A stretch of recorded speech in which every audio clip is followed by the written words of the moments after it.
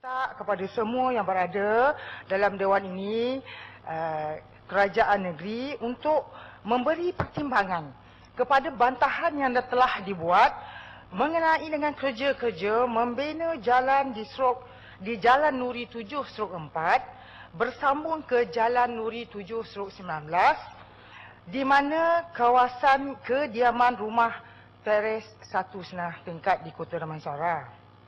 Permohonan ini telah dibuat.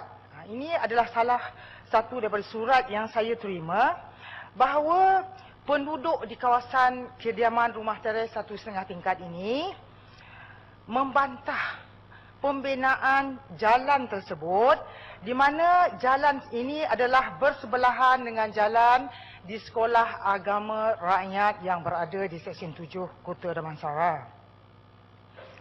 Okey, alasan yang diberikan oleh penduduk, mereka merasa amat kecewa kerana penduduk yang berada di kawasan kediaman ini pernah mendapat kelulusan dan juga kelulusan daripada Majlis Bandaraya Petaling Jaya untuk membina pagar di sekeliling kawasan kediaman mereka dengan membina pagar untuk tujuan keselamatan bagi mencegah kes pecah rumah dan kecurian di kawasan tersebut. Jumlah rumah di kawasan tersebut adalah sebanyak 226 dan penduduk keseluruhannya adalah seramai 1,200 orang. Okey, projek ini adalah menelan belanja sebanyak 1.1 juta. Penduduk ingin meningkatkan aspek keselamatan selama ini, sebab itu mereka berkongsi mengeluarkan perbelanjaan sebanyak 30,853 untuk membina pagar di sekeliling kawasan tersebut. Tetapi apabila projek ini hendak dilaksanakan di kawasan tersebut, penduduk memohon supaya kalau boleh jalan yang nak dibina itu didivertkan dengan izin ke kawasan perniagaan Bistari di kota supaya kawasan perniagaan itu boleh maju dan kawasan di perumahan tersebut tidaklah menjadi sesak oleh lalu lintas di mana semua ibu bapa dan penjaga mengambil anak-anaknya mengikut laluan di depan rumah mereka. Jadi, kalau ini berlaku, Persatuan Penduduk terpaksa membelanjakan 2 kali ganda daripada apa yang mereka belanjakan sekarang ini. Sebab sekarang ini mereka menggajikan 2 orang pengawal untuk menjaga keselamatan di Jalan 7/19 dan 7/20. Mereka menggajikan 2 pengawal ini sebanyak 3,000 sebulan. Jadi kalau kawasan ini dibuka, mereka terpaksa menambah lagi pengawal dan perbelanjaannya akan menjadi kepada RM6,000. Jadi dengan jasa baik, kita ambillah perhatian supaya untuk nak mensejahterakan rakyat yang berada di Jalan Nuri 7/4 ini, saya memohon bagi pihak penduduk kalau boleh membina kerja-kerja membina Jalan 7/4 ke 7/19 ini didivertkan dengan izin ke kawasan perniagaan Bistari di kota.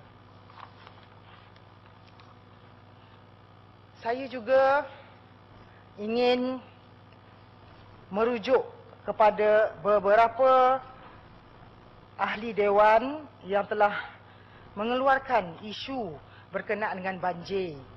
Begitu jugalah di DUN Kota Damansara. Walaupun nama Kota Damansara, tetapi di Kota Damansara itu ada Kampung Melayu Subang yang berada di DUN Kota Damansara, di mana semenjak 1998 hingga 2000 setelah dinaikkan taraf peparitan dah tak berlaku banjir. Tetapi selepas tahun 2004 2008 dan 2013 ini banjir mula-mulanya sikit. Tapi baru-baru ini, dalam tahun 2013 ni dah 2 kali banjir disebabkan tiada penyelenggaraan perparitan sepanjang 5 tahun ini. Jadi saya mohon kepada pihak berkuasa, kalau boleh ambil perhatianlah kawasan ini. Dan sekarang ini telah pun berlarutan ke Kampung Melayu Subang Tambahan. Baru-baru ini hujan, saya bimbang bila hujan 2 jam berturut-turut tidak henti-henti. Saya lah wakil rakyat yang paling bimbang, tengah malam pun tak boleh tidur sebab saya diganggui oleh penduduk-penduduk sana sebab banjir akan naik. Kepada timbalan speaker, senyumlah sikit.